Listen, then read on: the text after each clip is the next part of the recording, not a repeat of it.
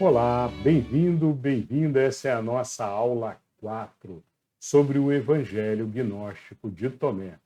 Nessa série de vídeos, a gente pretende, então, ler o Evangelho Gnóstico de Tomé, do início até o final, lendo todos os lógions, todos os ensinamentos.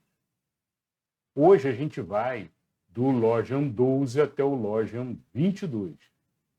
Bora lá, então. Estas são as palavras secretas que o Jesus vivo pronunciou e que o gêmeo Judas Tomé escreveu. Muito bem, vamos então começar falando sobre os conceitos iniciais do gnosticismo e daquela época em si, dos primeiros cristãos.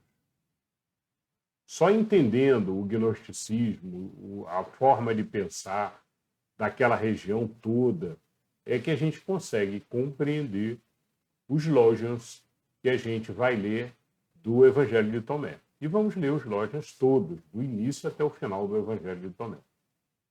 Bom, então, o objetivo do gnóstico é a elevação do ser. Como em muitas doutrinas ainda hoje existentes, né? O espiritismo, por exemplo, o budismo e tantas outras. O objetivo é uma elevação espiritual.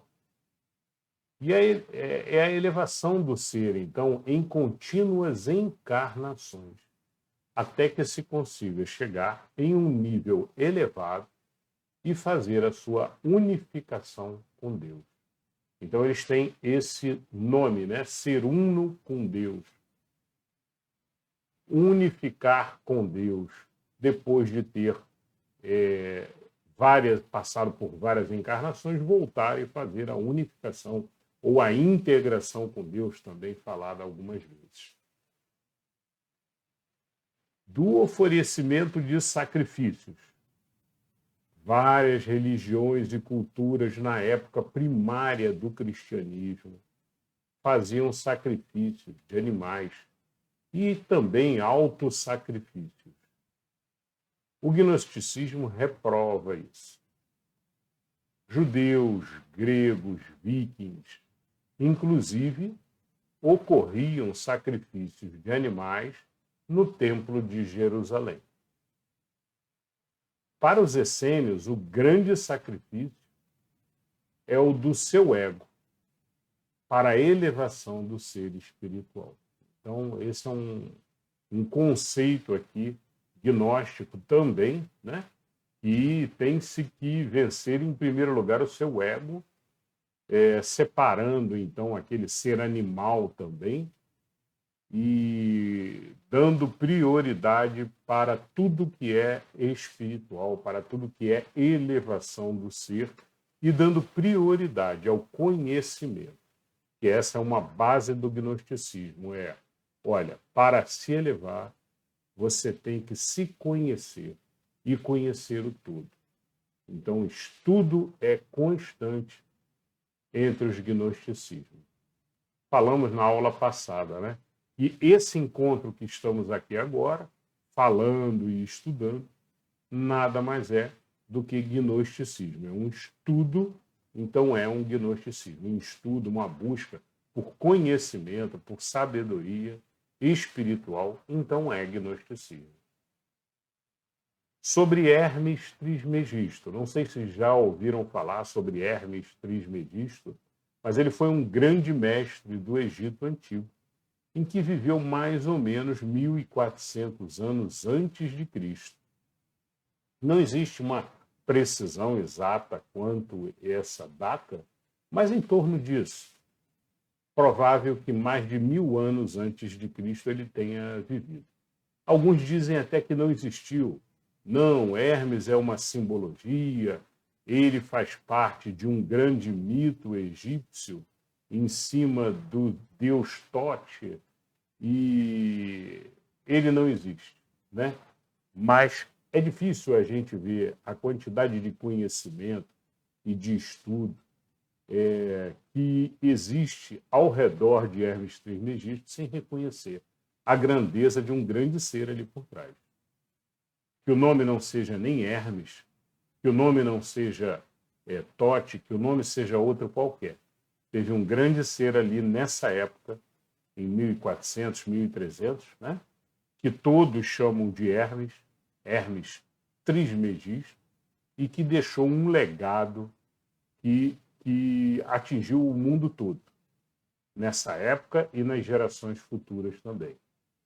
Existem as leis de Hermes Trismegisto, né? Toda a história e toda a doutrina que ele deixou no Egito acabaram depois se expandindo e atingindo todas as regiões do planeta, inclusive Grécia, toda aquela região ali do Egito, da Galileia, da Judéia, da Índia, do Tibete. A gente encontra, então, até no Japão, conceitos de Hermes Trismegisto. A gente tem aqui no canal também alguns vídeos específicos sobre Hermes Trismegisto. Recomendo. Muito legal, muito interessante. Inscreva-se, deixe seu like, participe, pode comentar, deixar sugestões também. Bom, então alguns livros sobre Hermes Trismegisto, se você quer estudar mais, né? Trismegisto significa o 3 vezes grande, aquele que era 3 vezes grande. Alguns dizem que foram 3 gerações de Hermes, outros dizem que não, que ele tinha 3 capacidades diferentes, muito grandes de sabedoria, e por isso talvez o nome de Trismegisto, o 3 vezes grande. Livros, eu sugiro aqui para vocês a recomendação de O Kybalion, o Corpus Hermeticum e a Tábua de Esmeralda. O Kybalion é um livro pequenininho, mas é um livro super interessante. Muito bem, esse aqui é o Kybalion. Tá? É um livrinho fininho, pequenininho, mas eu recomendo. Tem algumas outras editoras, algumas outras edições diferentes. Eu recomendo esse aqui, mas não que os outros não sejam bons também. Né? Você vai passar aqui pelas leis principais aqui de Hermes Trismegisto e é muito bacana, tá? Então, esse é o Kybalion e tem também o Corpus Hermeticum. O Corpus Hermeticum é um livro mais grosso um pouquinho, é um livro aqui que foi escrito provavelmente em Alexandria, né? Lembrando que em Alexandria era onde existia a grande biblioteca de Alexandria e era centro ali que vinham pessoas da Europa também para estudar. E esse livro aqui foi escrito mais ou menos no século II ou no século III depois de Cristo, né? Ou pelo menos foi transcrito de algum outro, né? O que se acredita também, porque a cultura e os ensinamentos de Hermes são muito antigos. Então, os exemplares achados foram cópias que foram transcritas, provavelmente ali em Alexandria, nessa época, que tem grande valor, né? Porque são mais de 1.700 anos atrás aí que a gente está falando. Né? Então, século II, século III, depois de Cristo. Tá bom? Bom, pessoal, é isso, então, eu recomendo para vocês. E tem a Tábua da Esmeralda também. A Tábua de Esmeralda também tem diversas pesquisas, né? Livros sobre a Tábua de Esmeralda, sempre encontra um ou outro bom. E tem vários aí que vale a pena estudar aí. O importante é pegar, estudar, ler, compreender, e com o conhecimento que você já está tendo aí, já vai ser um passo à frente aí para poder fazer a compreensão. Bom, mas é isso. Então, Hermes Trismegisto foi um grande mestre do Egito Antigo, e a gente encontra, porque eu estou falando de Hermes aqui, porque a gente encontra muito nos gnósticos e muitos conceitos de Hermes Trismegisto, e muitos conceitos também são encontrados nos evangelhos gnósticos. Então é isso. Então vamos falar mais sobre isso ao longo aí das nossas aulas. Vamos agora então começar os Logions, hein? Então, bora para os Logions. Logion 12. Lembrando que na última aula a gente parou no Logion 11. Esse é o Logion 12. você vai reparar que eu coloquei ali um proibido, ali um sinalzinho ali de...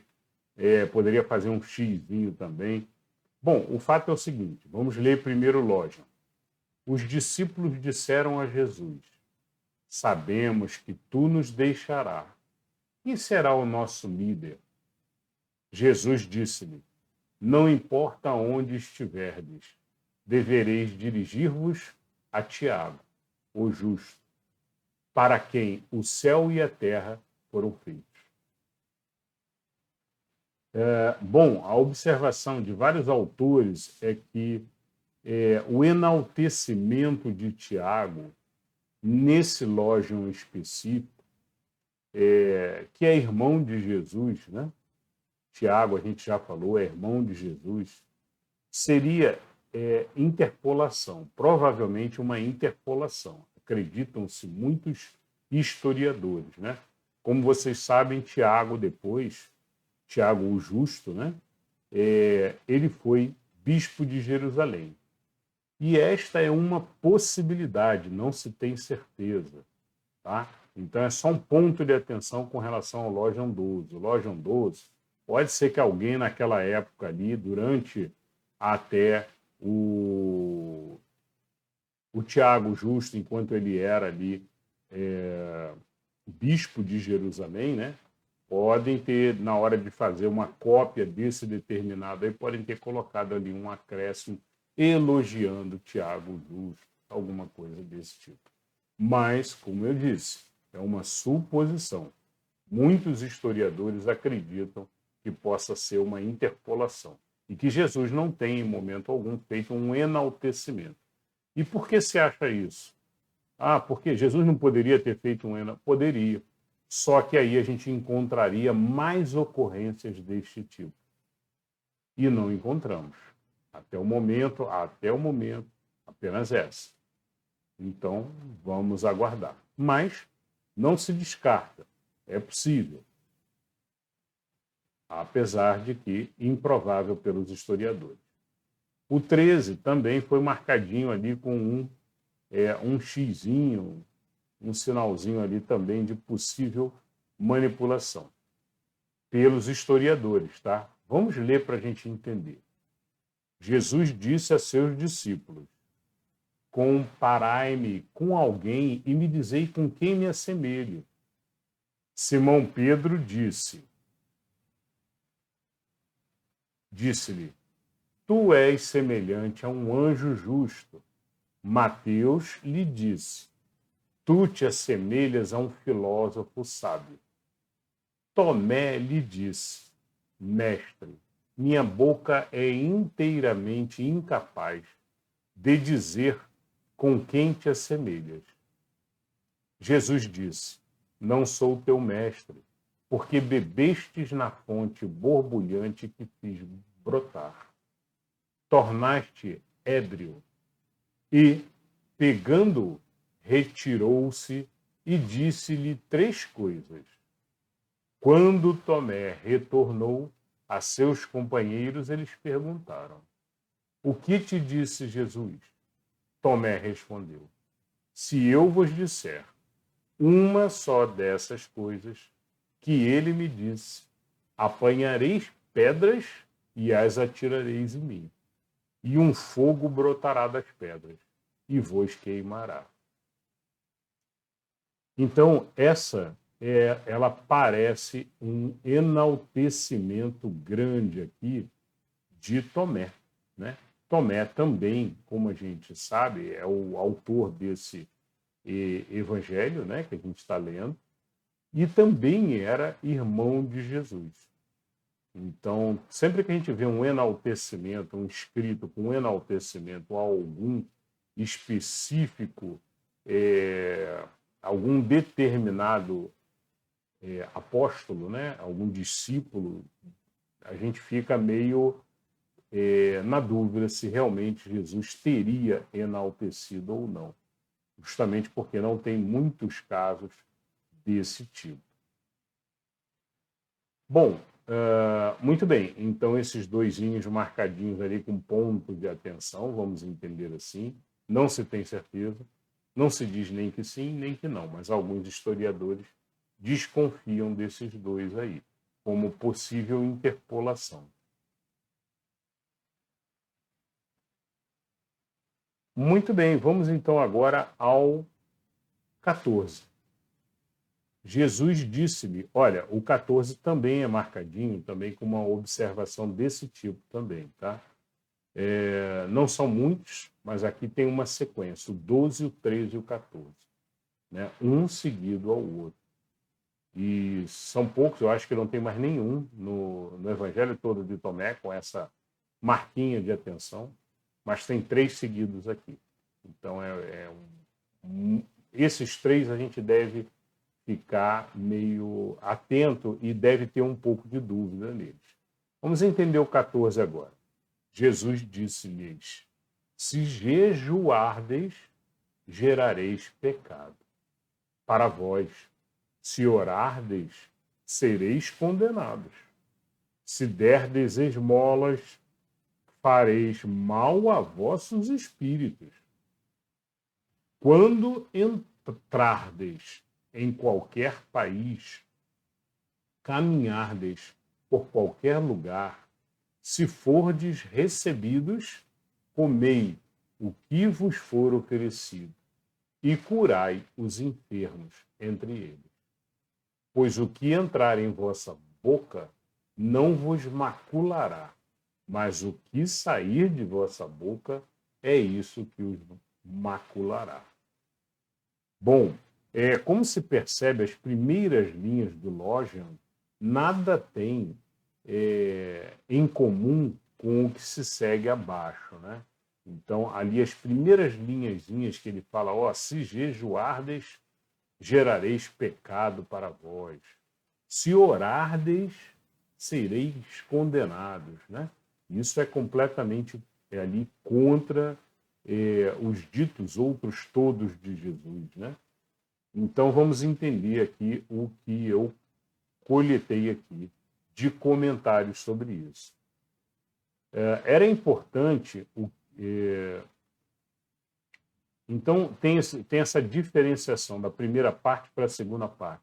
Quando entra na segunda parte, é muito parecido com alguns textos canônicos, né, que falam justamente, olha, o que faz mal não é o que entra na sua boca, mas o que sai da sua boca, né?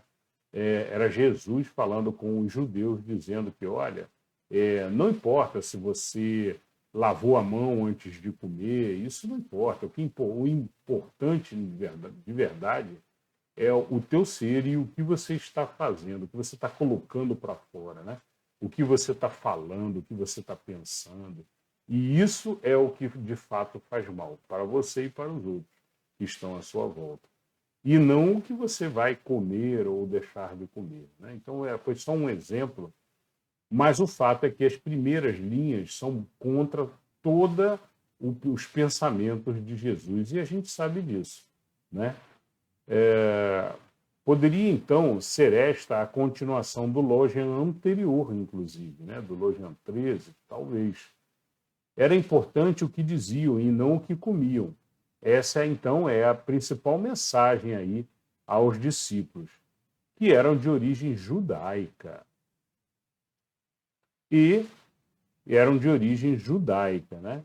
E tinham diversas restrições. Então, os seus discípulos viviam perguntando, olha, devemos jejuar, devemos orar tantas horas. E aí Jesus diz, isso não é o importante, né? Mas o sereis condenados aqui é que não se encaixa, né? Das expressões, então, absurdas contra o jejum, contra a prece e contra a esmola, alguns podem dizer que se refere ao jejum no conceito espiritual. Não é o jejum de não comer, né? É o jejum no conceito de espiritual, alguns poderiam dizer. Não envolvimento com as coisas do mundo. Elevada a carga de suspeição para esse Logian, então. Tá? Então, existia, na época, uma briga muito grande ali com os judeus também, né? Que não aceitavam alguns ditos justamente porque iam contra as suas regras, contra os seus conceitos de jejum, de oração, né? E por aí vai, tá bom? Agora, o de esmolas, por exemplo, né? Então, se derdes esmola, farei mal contra vossos espíritos. Então, tem-se que justamente pensar muito para ver se não teve aí algum tipo de interpolação. Então, 12, 13 e 14 são suspeitos aí de enxertos aí dentro desse evangelho, tá? Ponto de atenção, pessoal. Mas são só esses aí. Vamos ao próximo agora, o 15, que é muito lindo. 15. Se vocês virdes, quando virdes alguém que não seja filho de mulher entre aspas, prostrai-vos com a face no chão e adorai-o. É ele o Pai de vocês. Tá? Então, por isso é que chamavam, inclusive, Jesus de o Filho do Homem. E toda vez que os essênios chamavam algum de o Filho do Homem, é porque era um ser espiritual, era considerado um ser espiritual. Então, é importante entender esse termo, Filho do Homem e Filho da Mulher. Tá? O que eles antigamente, nessa época, chamavam de Filho do Homem, era o ser já espiritualizado. E o filho da mulher era um ser muito na carne ainda, muito material. Né? Lembrando aqueles 3 níveis que os essênios separavam, né? De elevação espiritual, um nível de um ser muito matéria, que não queria saber de oração, que não queria saber de forma alguma qualquer tipo de elevação espiritual, não estava nem aí para nada, achava que tudo acabava nessa primeira vida e acabou-se. Um intermediário que já tinha noções, então, que fazia suas orações, mas que de vez em quando também errava, pecava, né? Então era aquele ser intermediário ali. E um ser espiritual. Esse ser espiritual eles chamavam de os perfeitos, né? Olha, lá vai um que é perfeito já, esse é perfeito já. Então eles chamavam de perfeito. E também chamavam filho do homem. Este é filho do homem. Então, esse conceito, filho do homem e filho da mulher, é bem por aí. Quando se fala filho da mulher, é um ser nascido de mulher, né? Seria um nascido na carne e ainda na matéria, né? Ele pode ter nascido de uma mulher, lógico, tem que ter nascido de uma mulher, mas ele pode ter se elevado a um ser espiritual e aí agora ele é um filho do homem, né, como se falava antigamente. Bom, é um conceito antigo, tá? Eu acho importante trazer aqui, porque justamente a gente encontra algumas palavras dessas. E eu trouxe em um outro evangelho de Tomé, de um outro autor, de uma outra edição, né? A gente encontra dessa maneira que assim como está aí, ó, nesse quadrinho abaixo. Jesus disse, quando virdes aquele que não foi nascido de mulher, prostrai-vos com a face no chão e adorai-o. É ele o vosso Pai. É muito parecido o texto, né? Mas você vê que a tradução já trocou, já tirou a palavrinha filho de mulher, que era justamente um termo importantíssimo para manter, para que a gente consiga entender melhor o que eles estavam querendo dizer. Eu recomendo muito esse outro livro aqui para vocês, né? Que é o livro do Hermínio Miranda, que é o Evangelho Gnóstico de Tomé, de Hermínio Miranda. Tá bom? Esse é o que eu recomendo para vocês, um livrinho maravilhoso do Hermínio Miranda, que a gente conhece, que é um autor excelente, que pesquisa, faz um resumo de todos os outros autores também, analisando o que um falou, o que o outro falou, qual a conclusão de um, a conclusão do outro. Então, se quiserem aprofundar, é a minha recomendação. Bom, explicação. Nesta última tradução, não existe o termo gnóstico essênio, filho de mulher, que representa ser ainda não evoluído e ligado à matéria. Então, como eu comentei agora há pouco.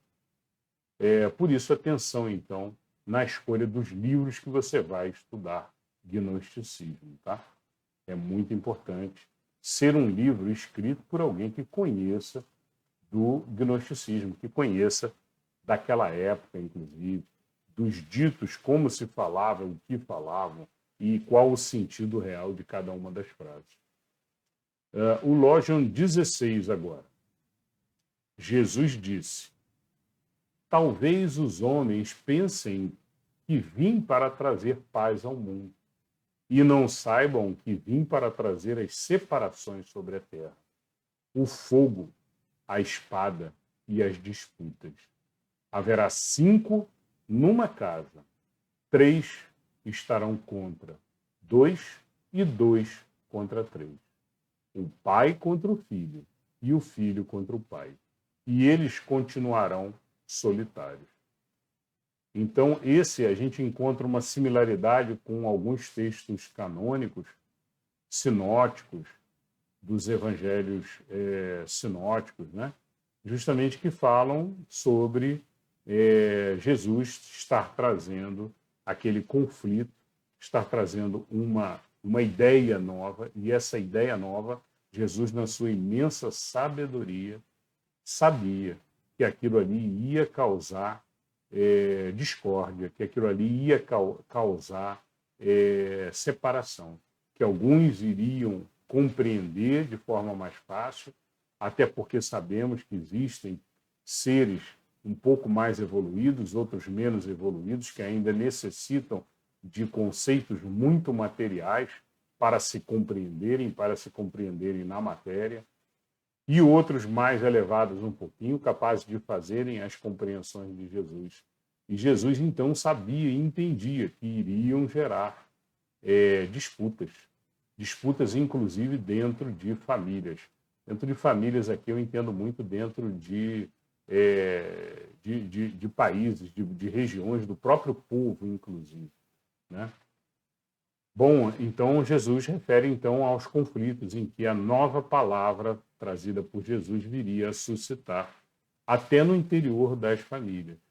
Sobre o termo solitário, significa não estarem unificados com Deus. Aí é um termo gnóstico que vocês já conhecem, né? Já falamos sobre ele em aulas anteriores. O termo solitário, sempre que a gente lê nos evangelhos, provavelmente vem daí, vem do gnosticismo. Significa não estarem unificados com Deus, que é a meta do gnosticismo, a unificação do ser com Deus, a elevação espiritual até conseguir fazer a sua reintegração com Deus. E o ser solitário é aquele ainda preso na matéria e distante de Deus. Solitário porque não está uno com Deus, está solto na matéria, longe de Deus. Bom, esse foi o 16. Vamos agora ao 17.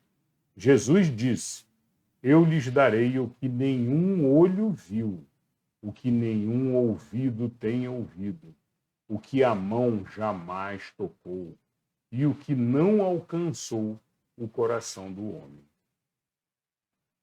Explicação. Primeiro ponto de explicação. Refere-se ao conhecimento divino, a gnose. Então, a primeira possibilidade desse entendimento, né, que Jesus fala, eu lhes darei o que nenhum olho viu, o que nenhum ouvido tem ouvido, e que a mão jamais tocou, e o que não alcançou o coração do homem. Seria justamente o conhecimento, a gnose, o conhecimento divino, desejado para a elevação e para a integração dos seres com Deus. O retorno dos seres para a integração com Deus. E uma segunda hipótese, uma segunda possibilidade de entendimento aqui do 17 seria, refere-se ao reino de Deus, que não é visto com os olhos, nem ouvido com os ouvidos, nem tocado com a mão, mas alcançado com a consciência e sabedoria, com a nossa consciência como espírito, né? E a sabedoria acumulada que juntamos depois de várias reencarnações é assim que acreditam também os gnósticos. Muito bem, então duas possibilidades aí de entendimento. Deixe seu like, curta, faça a sua inscrição se não fez ainda, e coloque nos comentários as suas dúvidas, sugestões e o que você achou dos Loggians aí. De repente você tem uma interpretação diferente. Fique à vontade, coloque, olha, eu acho que isso aí Jesus quis dizer isso, tá bom? Então, como todos os textos de evangelho, a gente nunca deve levar ao pé da letra, a gente deve sempre procurar tentar compreender as figuras utilizadas, as imagens ali que foram utilizadas por Jesus, né? Os símbolos, né, utilizados. Então, sempre cabe a interpretação. Muito bem. Vamos agora ao 18. Os discípulos disseram a Jesus: dize-nos como será o nosso fim. Jesus disse: já descobriram vocês o princípio para procurarem saber como é o fim? Pois onde está o princípio, aí estará o fim, e não provará a morte. Então, acho que esse é bem simples e direto, viu? Número 1, não provará a morte significa cessar o ciclo de reencarnações, entrando no reino e na vida eterna. O reino, onde tudo é eterno, é o reino espiritual. É o reino em que a gente não tem que nascer de novo. E o nascer de novo para o gnóstico, né, é a morte. Quem está aqui encarnado, né, como nós estamos, é como se estivesse morto. Inclusive, Jesus comenta várias vezes dessa forma nos canônicos, né? Deixai que os mortos enterrem os mortos. Tem vários comentários desse tipo. Então, quem está aqui em vida, no encarnado, é o morto. É aquele que está embriagado na matéria, né? Para eles é esse o conceito. E o reino da vida, verdadeira vida eterna, é o reino espiritual. Segundo ponto aqui de observação para explicar o Loggian: o princípio é Deus. E o fim é o encontro com Deus. Por isso, aí estará o fim, no momento de reintegração com Deus. Então, quando os discípulos perguntam, diga-nos como será o nosso fim, Jesus diz, olha, vocês precisam procurar saber como é o princípio e descobrirão como é o fim, né? Já descobriram vocês o princípio? Para procurarem saber como é o fim? Então, o princípio é Deus e o fim é Deus também, que é o retorno de todos. Então, essa foi a resposta de Jesus. E esse é o melhor entendimento que eu vejo aqui. Mas fiquem à vontade, coloquem os seus comentários. 19. Jesus disse: feliz aquele que era antes de ter sido. Se vocês se tornarem meus discípulos e ouvirem minhas palavras, aquelas pedras lhes servirão. Há, em verdade, 5 árvores no paraíso que não se movem no verão, nem no inverno, e suas folhas não caem. Aquele que as conhecer não provará a morte. Muito bem. Então, mais uma vez aqui o conceito de morte, né? Não provará a morte significa não encarnará de novo. Não precisará mais encarnar. Esse é o conceito.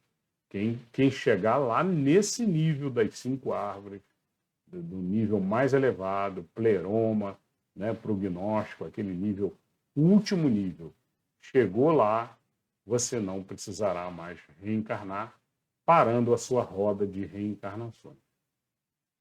Número 1 que eu anotei aqui, não proverá a morte, significa cessar o ciclo de reencarnações, entrando no reino e na vida eterna. Segundo ponto, refere-se à preexistência do ser em um mundo intermediário. Por isso, não existe nada parecido nos canônicos. Então, quando a gente vê um texto assim, é muito espiritual, né? Que fala sobre a vida e sobre reencarnação, e esse é um texto que você não vai encontrar nada semelhante nos canônicos, nos evangelhos ortodoxos, né? O conceito das folhas que não caem e as árvores que não se movem representam a eternidade. Esse é um entendimento, tá? Esse é um possível entendimento. Sobre as 5 árvores, é de difícil interpretação. Alguns historiadores acham de uma forma, outros acham de outra. Poderia ser, por exemplo, Pouet fala que seriam 5 sentidos espirituais, ou sentidos da alma. Poderiam ser, talvez, os 5 sentidos do ser matéria, sentidos materiais, que não mais afetam o ser no mundo espiritual. Por isso eles não se mexem mais. Por isso as folhas não caem mais. É uma possibilidade. Pouet acha que não. Pouet já fala de 5 sentidos espirituais, ou sentidos da alma. Em um texto maniqueu se fala sobre... Maniqueu era um profeta também, né? Que justamente fundou o maniqueísmo, também uma cultura gnóstica também, uma doutrina gnóstica que se expandiu também durante uma época de forma muito grande, chegando até ao Tibete, na China. Foram encontrados textos maniqueus em várias regiões. A natureza luminosa e primitiva imanente do ser. Tá? Então, isso poderia ser, então, o conceito aí dessa chegada aí com as árvores no pleroma. Seria tem a ver, talvez, com a natureza luminosa que se encontra e primativa, imanente do ser. Aquelas pedras, né, que lhe servirão. Sim, servirão, porque você vai chegar num nível em que você vai ser um com Deus. Então, quando você é um com Deus, as pedras lhe servirão. Da mesma maneira que com a fé de um grão de mostarda você move uma montanha, as pedras lhe servirão. Muito bem, agora o Logion 20. Disseram os discípulos a Jesus: diga-nos, a que se assemelha o reino dos céus? E lhes disse Jesus: assemelha-se a um grão de mostarda, a menor de todas as sementes, mas que ao tombar sobre a terra, cultivada, produz um grande galho e se torna abrigo para as aves do céu. Então, mais um belíssimo Logion, né? Mais um belíssimo ensinamento. E, basicamente, o que ele fala aqui é, número 1, primeiro, não difere muito do que nós encontramos nos evangelhos sinóticos. Né? Os evangelhos sinóticos são os de Mateus, de Marcos e de Lucas. E eles são considerados sinóticos justamente por causa da grande similaridade que existe entre os três. Né? E esse é um texto que está lá e está aqui também no Evangelho de Tomé, de forma muito parecida. Bom, número 2, a verdade é qualitativa e não quantitativa. Seria uma mensagem aqui de Jesus também, referenciando-se ao grão de mostarda, né? E apesar de ser pequeno, quando ele cresce, ele cobre e abriga a todos. E aí vem o ponto 3 aqui, que é o principal conceito, talvez, que é um conceito gnóstico, e o todo. Né? É muito comum o gnóstico falar sobre o todo. E o todo justamente é esse abrigo aí, o Deus que está em toda parte, né? Em todos os locais. Então, esse conceito gnóstico de o todo, que se assemelha a um ponto, um grão de mostarda, um ponto, pequeno, pequeniníssimo, e que está em todos os lugares esse ponto. Sem limites, abrangendo e protegendo todos os seres em evolução. Mais uma vez aqui um conceito bem gnóstico, né? O conceito do ponto que existe em todo local. E aí me lembra aquele Logion que fala, olha, se levantares uma pedra, eu estarei lá, se cortares uma madeira, também me acharás, né? A gente vai ler mais para frente sobre esse Logion também, que fala mais ou menos sobre isso aí, tá? É o conceito de Deus em toda parte, em todos os locais, em todos os elementos da natureza, em todos os seres. Esse é o conceito gnóstico. Bom, esse foi o 20. Vamos ao 21 agora. Também muito bonito esse aí. Disse Maria a Jesus. Provavelmente Maria Madalena, tá? Provavelmente, que estava muito próximo ali dos discípulos, inclusive dos 12 ali.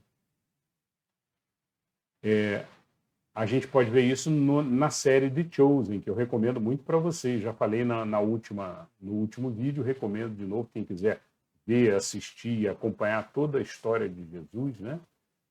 Os ensinamentos também. É muito comum alguns desses ensinamentos, né? Pelo menos os canônicos, a gente encontra lá também.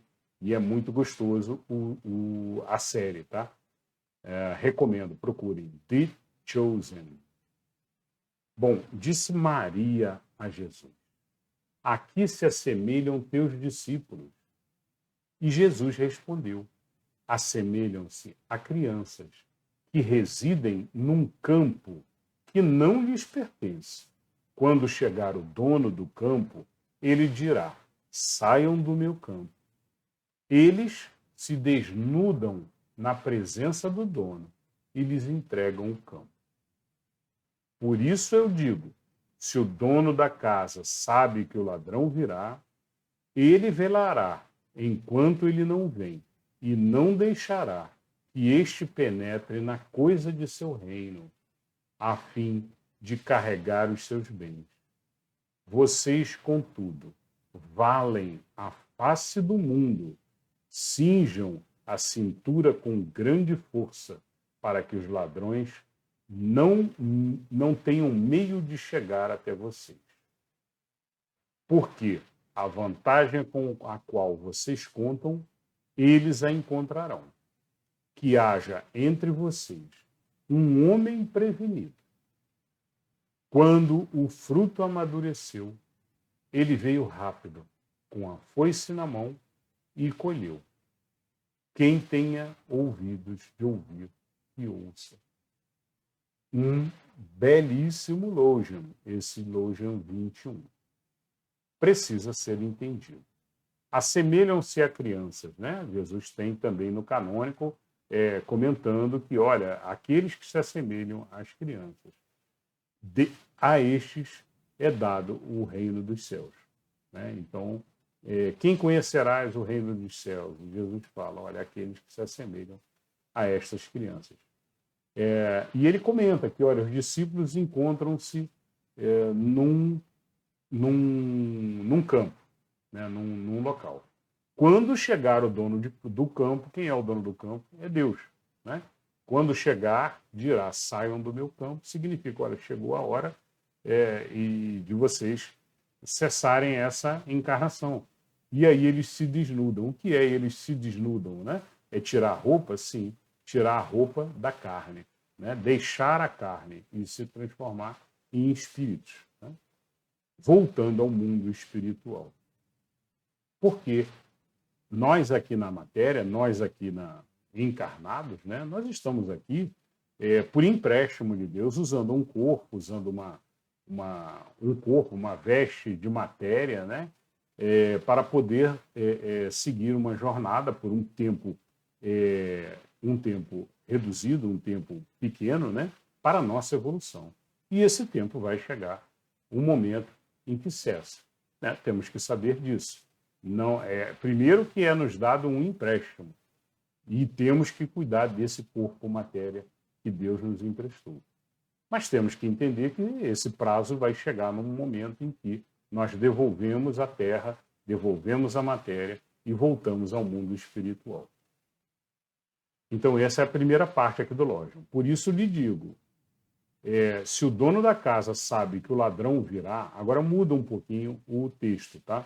Toda vez que ele fala de ladrões, a maioria das vezes que fala-se de ladrões, né, tem a ver com aquele vigiai e orai, contra as tentações do mundo. Então, vocês já estão num nível mais espiritualizado de evolução. Cuidado contra os ladrões, que são aqueles que querem justamente te puxar para a matéria. Não são pessoas necessariamente.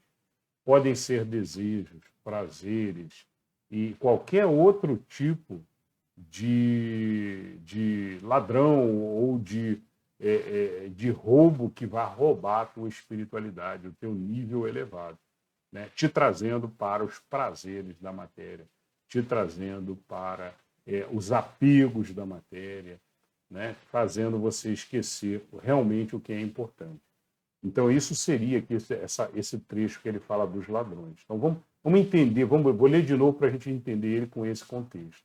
Por isso, eu digo, se o dono da casa sabe que o ladrão virá, ele velará enquanto este não vem, e não deixará que este penetre na coisa de seu reino.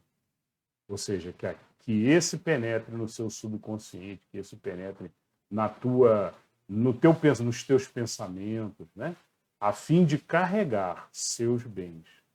Quais são os seus bens? Quais são os bens que nós levamos, né, da matéria aqui?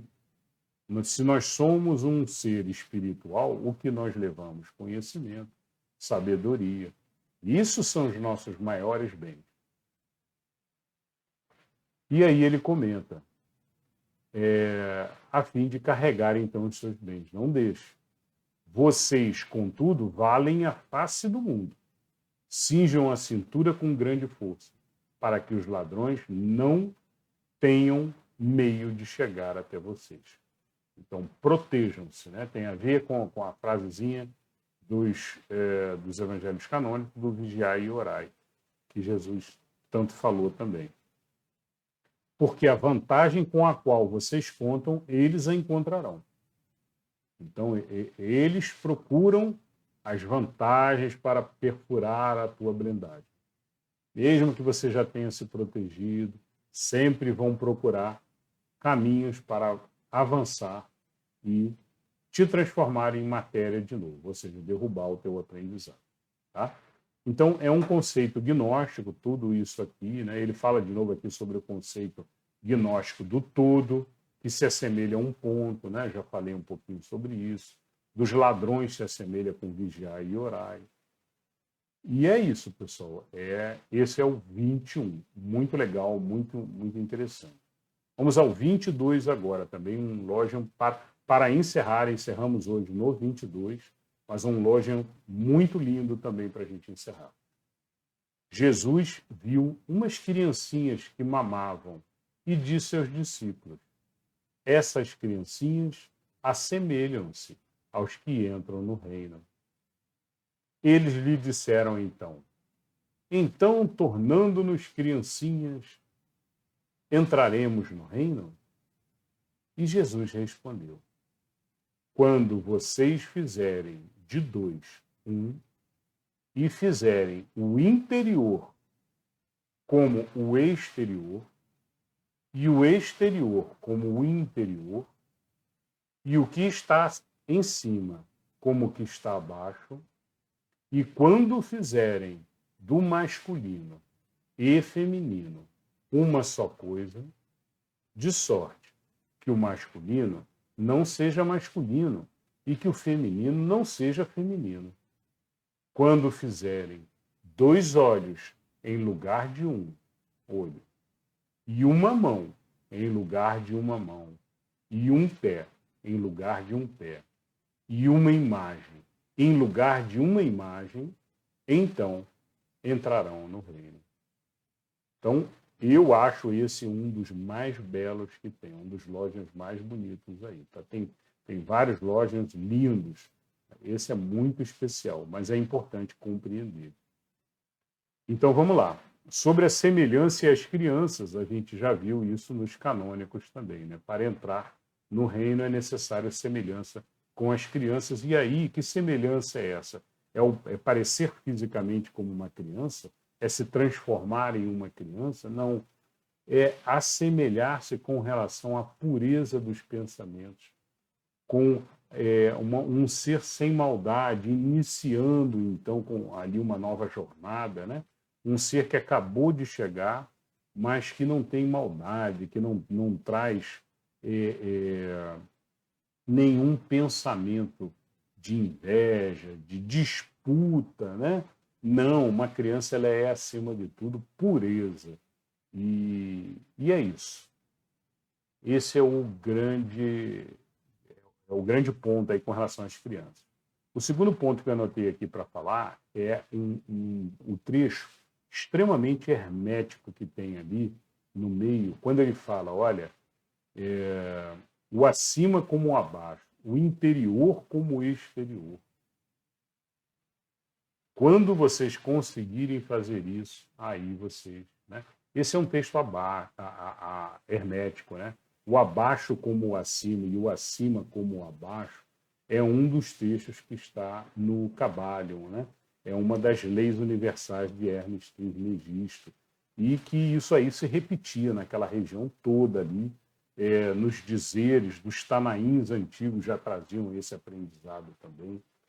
E o que significa isso? Né? Significa, olha, conhecer o teu interior e, depois que você conhecer o teu interior, expandir-se para o exterior, né? Transformando, então, tudo numa só coisa. Tem a ver um pouco com amar a si mesmo, né? E aí expandir, então, esse amor a si mesmo pelo amor a todos ao seu redor, transbordando, então, num amor divino. Tem a ver com a unificação do ser. Quando ele fala aqui, olha, você perceber que você faz parte do todo, tem a ver com isso também, né? Porque se você está caminhando para a unificação com o todo, e o todo está em toda parte, você precisa conhecer a si mesmo, conhecer o que está dentro e conhecer o que está fora também, e amar e sentir isso como uma coisa só. A mesma coisa o abaixo como o acima e o acima como o abaixo. Tá? O masculino e o feminino, esse é um conceito também essênico, que falava que, olha, vocês têm que constantemente trabalhar para diminuir o masculino e diminuir o feminino. Né? Ele está falando de sexo, né? Ele está falando de quê? Ele está falando aqui dos excessos. O excesso do ser masculino, né? Não pode ser um ser pré-histórico masculino, daqueles que excessivamente masculino, né? Que tudo é briga, que tudo é gritaria, que tudo não pode ser. Isso não é o caminho. O caminho é um ser intermediário. E também não pode ser um ser excessivamente feminino, com os trejeitos assim, excesso femininos, né? Que as mulheres sempre têm uma tendência ali muito para o lado da beleza, muito para o lado feminino em si, de uma maneira geral, né? E o que a gente tem que procurar é a mulher diminuir esse lado feminino, puxando um pouco para o lado masculino, o masculino diminuir os excessos masculinos, puxando para o lado feminino, encontrando um caminho do meio, né? E nesse caminho do meio você tem um ser mais centrado, um ser mais tranquilo, um ser sem excessos dos sentidos. Esse é o grande tema aqui desse ponto. É menos para os sentidos da matéria, menos para as sensações da matéria. Então, o nosso objetivo é sempre diminuir as sensações da matéria para que se consiga, então, centrar e se elevar. Tá? Esse é o conceito gnóstico aqui. Tá? Estou trazendo para vocês como eles pensavam naquela época lá e os conceitos do gnosticismo de uma maneira geral para que se consiga compreender. Por isso é que ele fala aqui do masculino e do feminino. Quando fizerem... agora é um trecho que continua. Quando fizerem dois olhos em um lugar de um olho, uma mão em um lugar de uma mão, e um pé em um lugar de um pé, e uma imagem em lugar de uma imagem, então entrarão no reino de Deus. Bom, imagem é essa palavrinha imagem, os historiadores ficam muito na dúvida. E dos livros que eu li aqui, nenhum trouxe uma interpretação precisa do que seria imagem. E aí eu vou passar para vocês a minha percepção. A minha percepção, inclusive, desse texto todo aqui que ele fala, eu enxergo como o processo de reencarnação. Jesus falando, olha, vocês façam de uma mão outra mão, fazendo os seus processos de reencarnação. De um olho, o outro olho. Né? Pode ser isso, tá? Pode ser isso, mas pode ser que tenha a ver também com a unificação dita anteriormente. Olha, não existe o meu olho e o seu olho e o olho dele, né? Transformando tudo em um olho só. Um ser só. Enxergando-nos todos como um ser só. Pode ser também. Agora, uma imagem em lugar de uma outra imagem. Seria uma encarnação seguida de uma outra encarnação. Será? É uma das possibilidades aqui para esse entendimento. Mas isso aqui é o gostoso. É gostoso a gente ler, tentar compreender juntos, né? Coloquem nos comentários o que vocês acham que é imagem, que Jesus quer dizer como imagem. Tá? E podem colocar aí qualquer sentimento de vocês com relação às lojas. Mencione qual loja você gostou mais até agora. Coloque nos comentários aqui. Muito bem, pessoal. Eu espero que vocês tenham gostado. Essa foi a nossa aula 4. Nos vemos na próxima aula, então, com outros lojas e a gente vai seguindo em frente até chegar no final. São 100 e poucos lojas, então passa rapidinho. Aproveitem aí e deixem seu like e sua inscrição. Um beijo no coração de todos. Nos vemos na próxima aula.